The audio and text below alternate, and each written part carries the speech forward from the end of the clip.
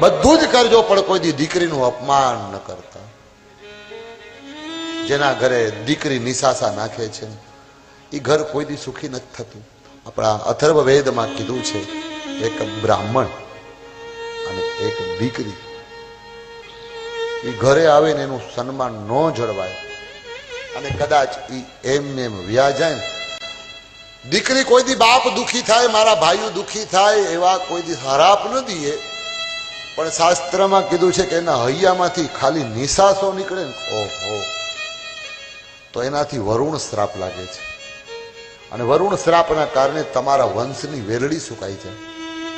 બ્રાહ્મણ નિશાસો નાખે તો બ્રાહ્મણ શ્રાપના કારણે નિશાસો લાગે છે, વરુણ શ્રાપ લાગે છે અને સંતાન નથી થતા. એટલે જ જન્મ કુંડળીમાં 5મા સ્થાનનું કેતુ એ સંકેત કરે છે કે આને નિયાણીનો શ્રાપ છે. એમ જ્યોતિષીઓ કહે છે. મને તો બહુ જ્ઞાન નથી, મેં એવું સાંભળ્યું છે. હું જ્યોતિષનો કઈ વિદ્વાન નથી, પણ સાંભળ્યું છે સારા સાધુ ચરિત જ્યોતિષીઓ પાસે.